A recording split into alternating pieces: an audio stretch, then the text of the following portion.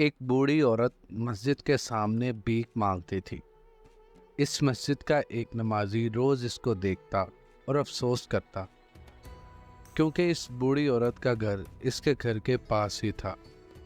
जवानी में शोहर के गुजर जाने के बाद इसने अपने इकलौते बेटे को जैसे कैसे करके अच्छी तालीम हासिल करवाई थी और अपनी ज़िंदगी की सारी जमा पूंजी लगा के इसको बैरून मुल्क भेज दिया था।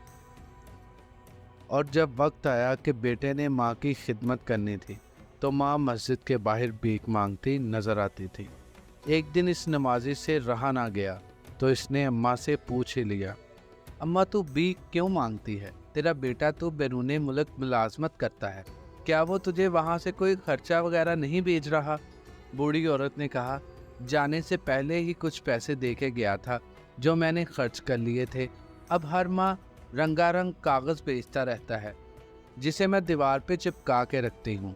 वो शख्स इसके साथ घर गया तो दीवार में बैंक के 50 से ज़्यादा ड्राफ्ट चिपका हुए थे और हर ड्राफ्ट की कीमत 50,000 रुपये थी। तालीम याफ्ता ना होने की वजह से अम्मा को नहीं पता था कि इसके पास कितनी दौलत है।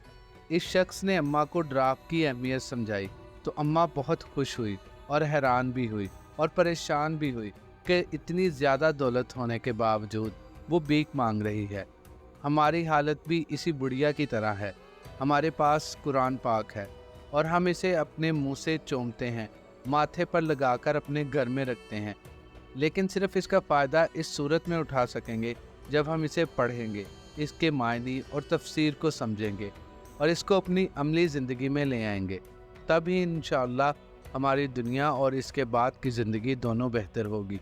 बहुत बड़ा ख़जाना हमारे पास मौजूद है, लेकिन हमारी जाहिलियत की वजह से इसमें छुपे इनामात से आज भी हम सब महरूम हैं। अल्लाह पाक सबको कुरान पाक की अज़मत को समझने की तौफीक अता फरमाए। आमीन या रब्बुल आलमीन।